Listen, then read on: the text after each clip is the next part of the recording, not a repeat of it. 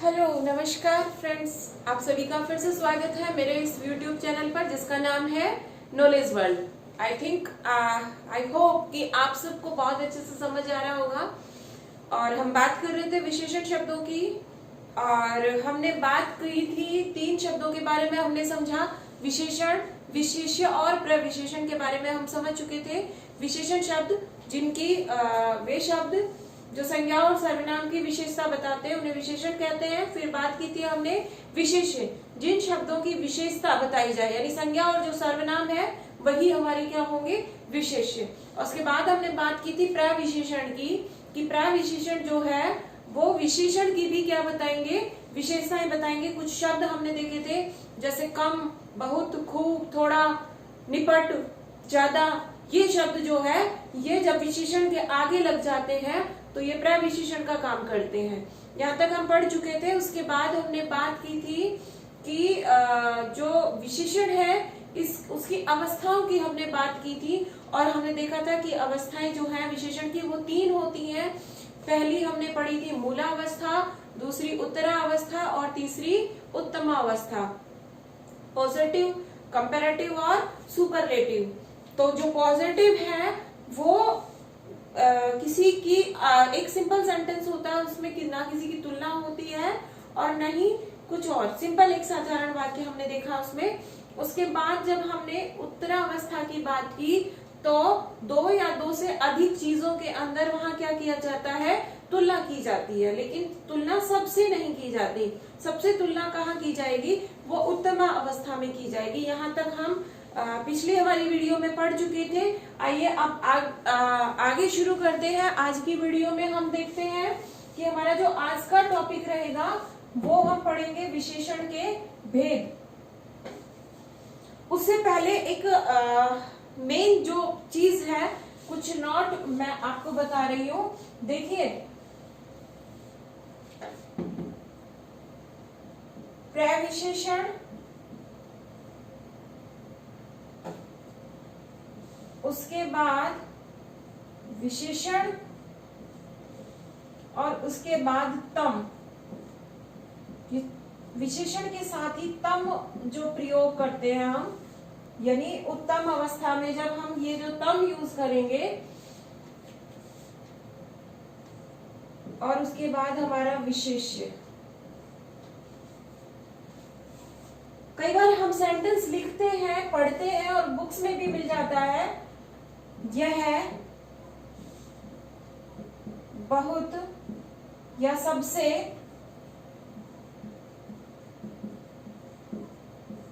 यहाँ पर सबसे शब्द लेते हैं, आपको अच्छे से समझ में आएगा। यह सबसे सुंदरतम साड़ी है।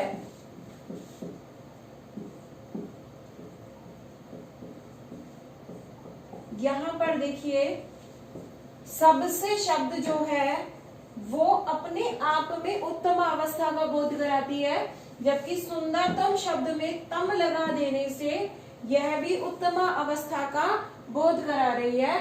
तो शुद्धि की दृष्टि से यह वाक्य हमारा अशुद्ध हो जाता है। तो फिर इस शब्द को हम कैसे इस वाक्य को हम कैसे लिख सकते हैं? तो या तो हम इस वाक्य को लिखें, यह सबसे सुंदर साड़ी है। यह सबसे सुंदर साड़ी है। अब सबसे सुंदर है यानी कि जितनी भी साड़ियां थी उन सभी साड़ियों में यह सबसे सुंदर है, यानी उत्तम अवस्था हो गई। और एक और तरीके से हम अगर सबसे का यूज नहीं कर रहे हैं तो फिर हम लिख सकते हैं, यह सुंदरतम साड़ी है।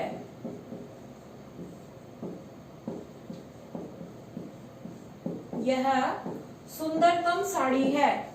तो यहाँ पर भी जो है उत्तम अवस्था के बोध हो रहा है कि यह साड़ी सभी साड़ियों में सबसे अधिक सुंदर है। तो दोनों शब्दों का हम एक साथ प्रयोग नहीं करेंगे, इस चीज का हमें ध्यान रखना है।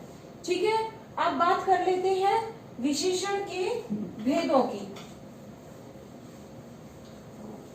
तो देखिए मित्रों, कुछ किताबें विशेषण के 4 भेद मानती हैं और कुछ किताबें, कुछ लेखक जो है विशेषण के 5 भेद मानते हैं। हम पांचों ही भेदों के बारे में बात करेंगे, क्योंकि जो हमारी राजस्थान बोर्ड की जो माध्यमिक शिक्षा बोर्ड की जो हिंदी की बुक है उसके अंदर विशेषण के 5 ही भेद माने गए हैं। लेकिन जो प्राइवेट जो पब्लिशर्स हैं वो मोस्टली इसे 4 ही मानते हैं। जो लास्ट का हमारा व्यक्तिवाचक विशेषण है उसको जो है ये अलग से काउंट नहीं करते हैं। फिर भी हम पांचों को समझेंगे तो एक बार भेद के बारे में बात कर लेते हैं। पहला जो विशेषण है गुणवाचक होता है। विशेषण के हम 5 भेद पढ़ रहे हैं और 5 भेदों में से पहला जो भेद हो गया हमारा गुणवाचक, उसके बाद आता है संख्यावाचक। तीसरा जो विशेषण का भेद है हमारा वो होता है परिमाणवाचक। कुछ बच्चे जल्दबाजी में इसे परिणामवाचक पढ़ लेते हैं, जबकि ये परिणाम नहीं है, ये परिमाण शब्द है। परिमाण के बारे में आगे हम और बात करेंगे। और जो चौथा भेद है हमारा गुणवाचक, संख्यावाचक, परिमाणवाचक, और चौथा भेद जो है वो है हमारा सार्वनामिक विशेषण या कहें व्यक्तिवाचक विशेषण। सार्वनामिक विशेषण, और सार्वनामिक विशेषण को ही एक और नाम से हम जानते हैं संकेतवाचक। ठीक है। और 5वां जो बचता है वो है हमारा व्यक्तिवाचक विशेषण। बात करते हैं सबसे पहले गुणवाचक विशेषण की। देखिए मित्रों, गुणवाचक विशेषण जैसा कि नाम से ही पता चल रहा है कि ये गुण के बारे में बताएगा, किसी भी वस्तु किसी भी चीज के गुणों के बारे में बताएगा। अब गुण जो होते हैं वो गुण हमें कैसे पता चलेगा, तो इसके लिए 3 शब्द देखिए, कैसे, कैसा और कैसी।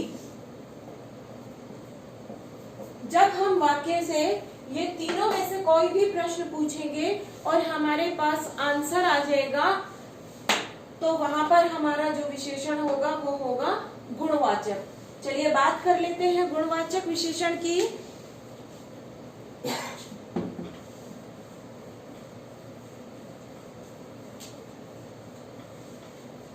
गुणवाचक विशेषण जो है इसमें कौन कौन सी चीजें आएंगी, तो किसी भी चीज की, किसी भी वस्तु का स्वभाव,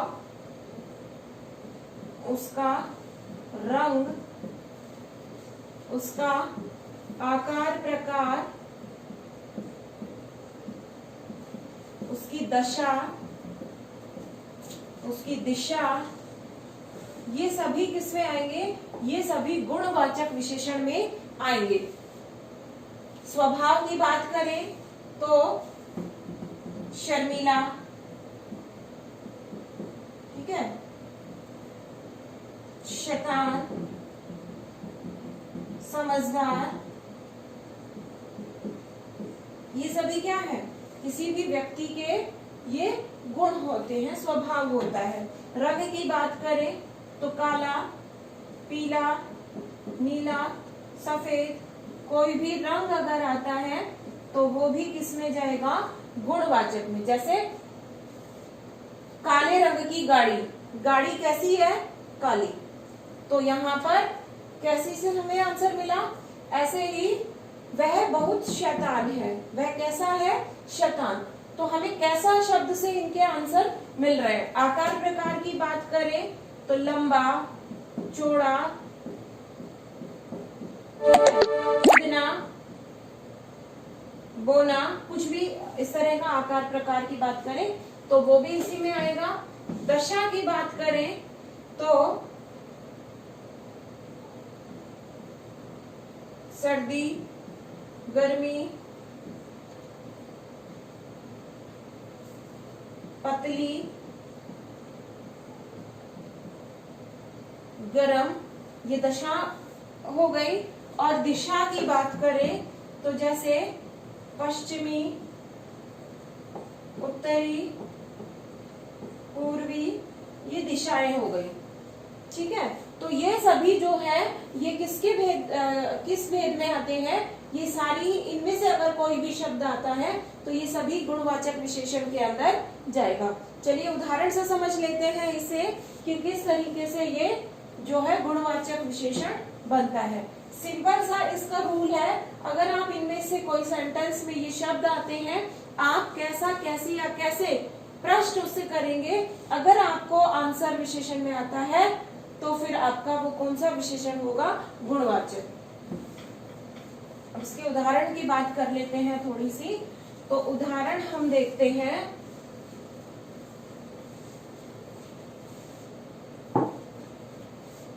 मेरे पास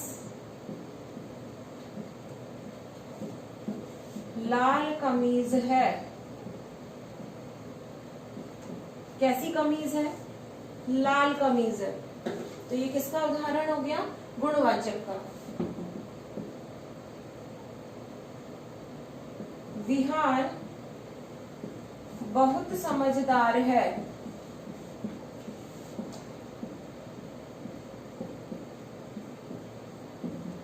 विहान कैसा है? तो विहान बहुत समझदार है। तो समझदार ये भी क्या है? गुण है। तो ये भी किस में जाएगा? विशेषण, गुणवाचक विशेषण में। वह पश्चिमी सभ्यता का उपासक है।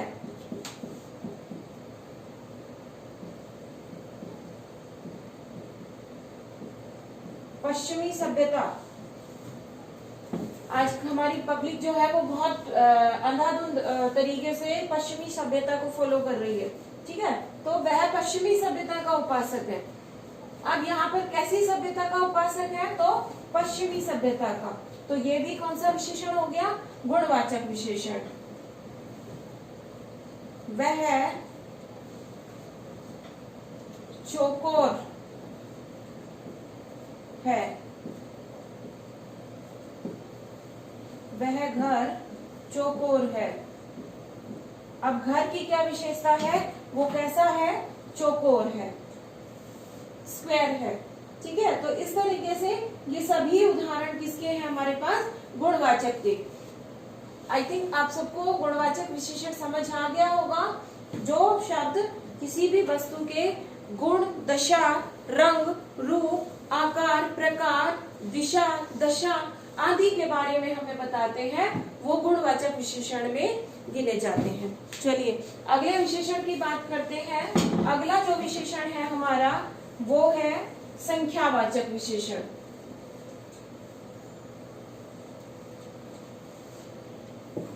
एक विशेषण हमारा हो चुका है गुणवाचक, अब हम बात कर रहे हैं संख्यावाचक।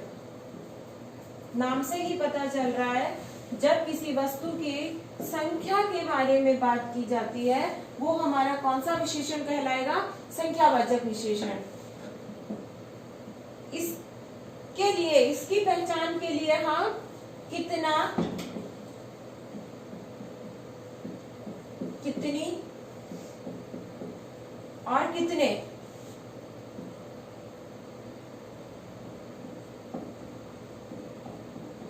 प्रश्न पूछेंगे, और जब इनका आंसर हमें कितना, कितनी और कितने से मिल जाएगा, वहां पर हमारा विशेषण होगा संख्यावाचक विशेषण।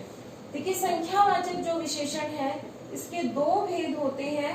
एक तो होता है निश्चित संख्यावाचक,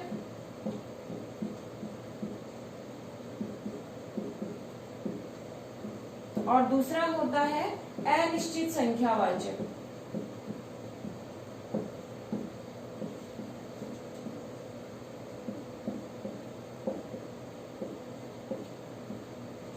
अब इन दोनों में क्या अंतर होता है? कौन सी निश्चित संख्यावाचक होगा और कौन सा जो है अनिश्चित संख्यावाचक होगा? सिंपल थिंग है, जो चीजें गिनी जा सकती हैं और गिनी हुई हैं वो हमारा किस में आएगा? निश्चित संख्यावाचक में। जैसे 1, 2, 5, 100, 1000, ठीक है, ये गिनी हुई चीजें हैं। ये सब किस में आएंगे? ये हमारी निश्चित संख्या में आएगी। जैसे गली में 5 लड़के खड़े हैं, लड़के गिने हुए हैं, 5 लड़के हैं, गिने जा सकते हैं और गिने हुए भी हैं, तो ये क्या होगा हमारा निश्चित संख्यावाचक। बाग में हजारों फूल खिले हुए हैं, हजारों यानी संख्या में वो लगभग हजारों लग रहे हैं, लेकिन वो गिने नहीं गए, हमने एस्टीमेट लगाया कि वो गिने जा सकते हैं, तो ये जो है ये निश्चित संख्यावाचक में नहीं आएगा। हालांकि हम उन फूलों को चाहे तो गिन सकते हैं, लेकिन गिने हुए नहीं है। लेकिन अगर मैं कहूँ उसने मुझे 1000 रुपए दिए, अब यहाँ पर इस 1000 रुपए को हमने गिन लिया, तो ये तो हो गया संख्यावाचक, वो भी निश्चित संख्यावाचक, लेकिन हजारों फूल खिले हुए हैं वो आ जाता है हमारा अनिश्चित संख्यावाचक में। तो अनिश्चित संख्यावाचक के उदाहरण देखें तो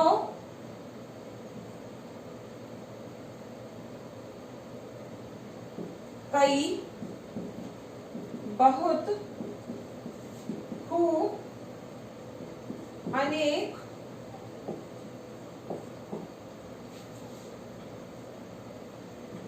एक दो, 10 20, इस तरह की जो संख्या आएगी हमारे पास वो किस में जाएगी, वो अनिश्चित संख्यावाचक विशेषण में जाएगी। जैसे कक्षा में कई लड़कियां बैठी हैं, अब कई लड़कियां, लड़कियों को हम गिन सकते हैं लेकिन हमने गिनी नहीं, हमने सिर्फ एक एस्टीमेट बताया, एक अंदाजा लगाया कि कक्षा में कई लड़कियां बैठी हैं, लेकिन कितनी बैठी है ये हमने नहीं गिना। अगर मैं यहीं पर ये कहती कि कक्षा में 3 लड़कियां बैठी हैं, तब ये हमारा चला जाता निश्चित संख्यावाचक में, लेकिन यहाँ पर गिनी नहीं, लेकिन हमने एक आइडिया लगाया कि कक्षा में कई लड़कियां बैठी हैं, तो ये हमारा अनिश्चित संख्यावाचक। ऐसे ही मैंने खूब आम खाए, कल मैंने खूब आम खाए, अब क्या मैं उन आमों को गिन नहीं सकती थी, मैंने असंख्य संख्या में आम खाए नहीं, मैंने आम खाए, खूब खाए, यानी कि उन्हें मैं गिन सकती हूँ, वो काउंटेबल है, लेकिन मैंने गिना नहीं कि मैंने कितने आम खा लिए, तो ये हमारा अनिश्चित संख्यावाचक होगा।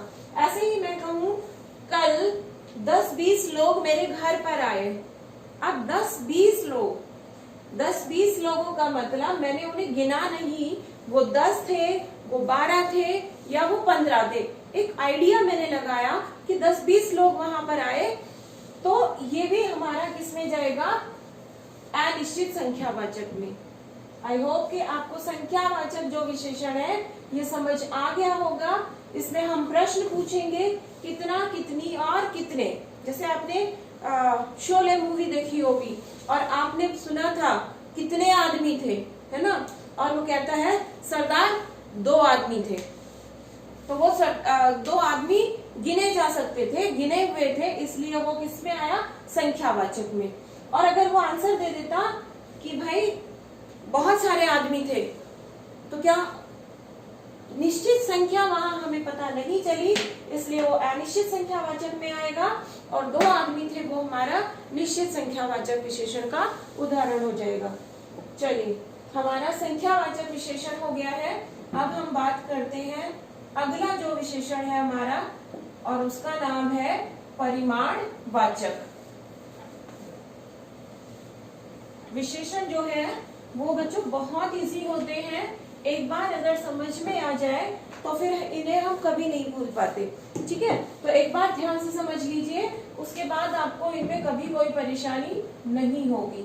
अगले की बात हम करते हैं, जो तीसरा नंबर का हमारा विशेषण है, परिमाणवाचक विशेषण इसे हम कहते हैं। और ये परिणाम नहीं है, सबसे पहली चीज कि ये परिणाम नहीं है।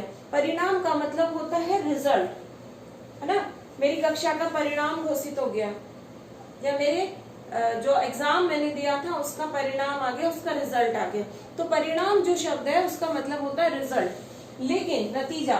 लेकिन यहाँ पर ये परिमाण शब्द है, परिमाण और परिणाम दोनों में डिफरेंस है, ठीक है, सिर्फ थोड़ा सा डिफरेंस है, लेकिन अगर हम इसे ध्यान से नहीं देखें तो यही थोड़ा सा डिफरेंस हमें पीछे ला सकता है। तो देखिए, परिमाण का अर्थ होता है नाप तोल, जबकि परिणाम का अर्थ होता है नतीजा या कहें रिजल्ट, ठीक है, या कहें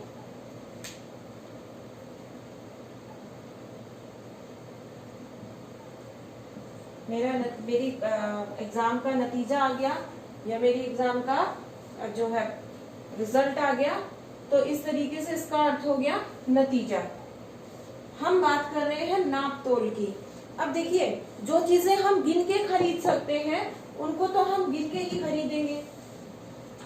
जैसे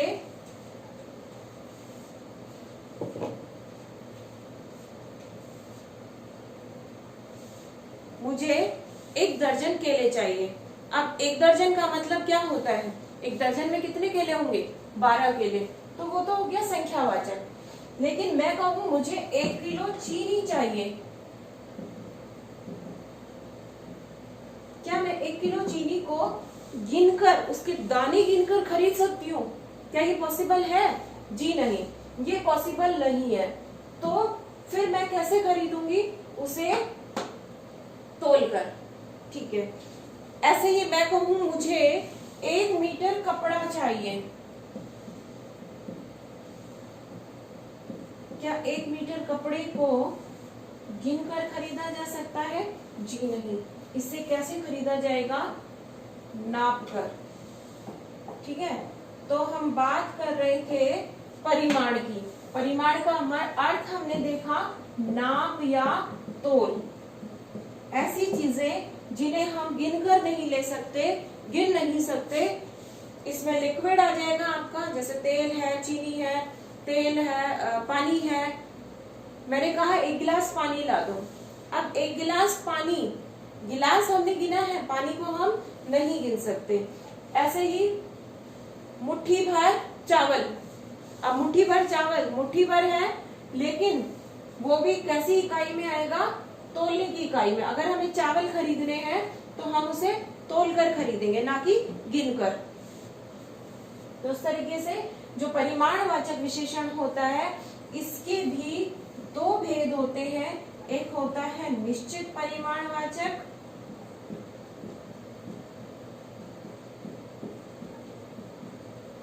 और दूसरा होता है अनिश्चित परिमाणवाचक। जिस तरह से हमने संख्यावाचक के निश्चित और अनिश्चित भेद देखे थे, उसी तरह से परिमाणवाचक के भी निश्चित और अनिश्चित 2 भेद होते हैं। इन दोनों के बारे में हम बात करते हैं कि निश्चित जो परिमाणवाचक होता है उसमें एक निश्चित मात्रा होती है, जबकि अनिश्चित परिमाणवाचक में संख्या जो है वो अनिश्चित होती है, ठीक है। तो ये हम बात कर रहे थे परिमाणवाचक की। परिमाण यानी नापतोल, नापतोल ऐसी चीजें जिन्हें हम गिन नहीं सकते, जिन्हें हम या तो नाप कर खरीदते हैं या फिर तोल कर खरीदते हैं, वो हमारी आएंगी परिमाणवाचक में। इसके 2 भेद होते हैं, निश्चित परिमाणवाचक और अनिश्चित परिमाणवाचक। निश्चित परिमाणवाचक में संख्या जो है वो निश्चित होगी, जैसे 2 किलो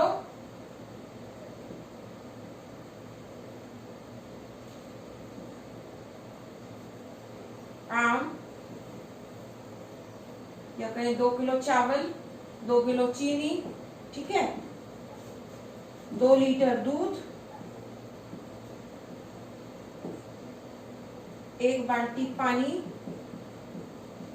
ये हमारा होगा निश्चित संख्यावाचक में, सॉरी निश्चित परिमाणवाचक। अगर अनिश्चित परिमाणवाचक की बात करें, कुछ चावल, कुछ चीनी, कुछ तेल, ये सब हमारी निश्चित नहीं है कि उसकी संख्या कितनी है, तो ये आएंगे हमारे अनिश्चित परिमाणवाचक में। तो आज हमने 3 जो है भेद पढ़ लिए हैं। पहला हमने पढ़ा गुणवाचक, दूसरा संख्यावाचक, और उसके बाद हमने पढ़ा परिमाणवाचक। 2 भेद हमारे बच जाते हैं, सार्वनामिक विशेषण और व्यक्तिवाचक विशेषण। आज की वीडियो में हम इतना ही पढ़ते हैं। अगली वीडियो में उन दोनों विशेषण के भेद को पढ़ेंगे। तब तक के लिए नमस्कार, धन्यवाद, थैंक यू।